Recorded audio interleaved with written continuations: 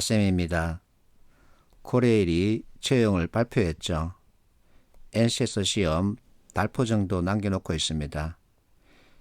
이런 시점에 어떤 합격 전략을 구사할지 작전을 잘 짜야 합니다. 이번에 850명 모집하죠. 특이점은 NCS 문항수가 줄었다는 거죠. 그리고 전공 과목을 추가했다는 점이죠. 자, 어쨌든 NCS 문항수가 반으로 줄었습니다. 그러면 어떻게 출제될 것인가, 이것을 많이 생각해야 되겠죠. 자, 2019년과 2020년 비교해 봤습니다. 문항수는 반으로 줄었죠. 2019년 영역별로 분리 출제한 경향을 보였습니다. 그렇다면 올해는 완성도 측면에서 올라갈 것인가, 영역별로 분리해서 출제할 것인가, 아니면은 통합형으로, 즉 복합형 문제를 출제할 것인가, 이것을 잘 짚어야 하겠죠. 나는 문항수가 줄어든 만큼 완성도는 올라갈 것이고 분리 출제는 어렵다고 봅니다. 그래서 복합형 문제가 나온다는 생각을 가지고 있습니다. 자, 어쨌든 의사소통 관점에서 문제 해결과 수리로 나눕니다. 나 같은 경우는 그렇습니다.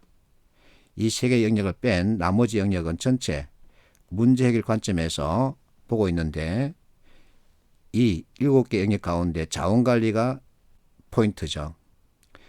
건보도 3개 영역만 채택하고 있습니다. 그런데 건보 NCS 시험에는 최소비용, 최대효과 이와 같은 자원관리 영역의 문제들이 출제되고 있죠. 자, 자원관리와 문제 해결은 서로 분리시킬 수 없는 그 같은 관계를 가지고 있습니다. 조직에도 물론 마찬가지죠. 그래서 나는 개인적으로 의사소통과 문제 해결, 수리 이 세 개 영역 공부하는 것도 좋지만 자원관리, 시간이 나면 봐달라는 거죠.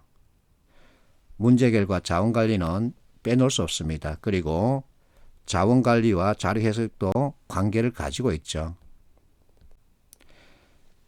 자, 문제 행태를 한번 생각해 봤는데 예시 문제입니다.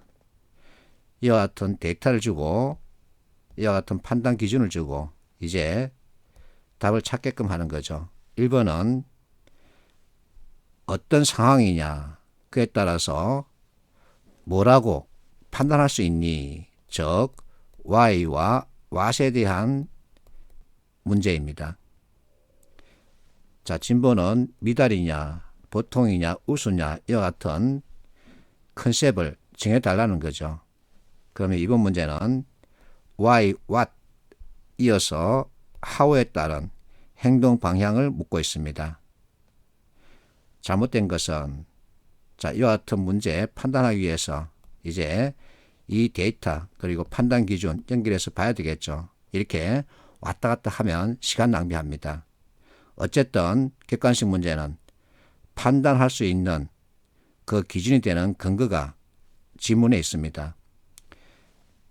화학적 산소 요구죠. 요구의 뜻은 달라는 거죠. 그런데 3번은 산소량을 줄인다 그러죠.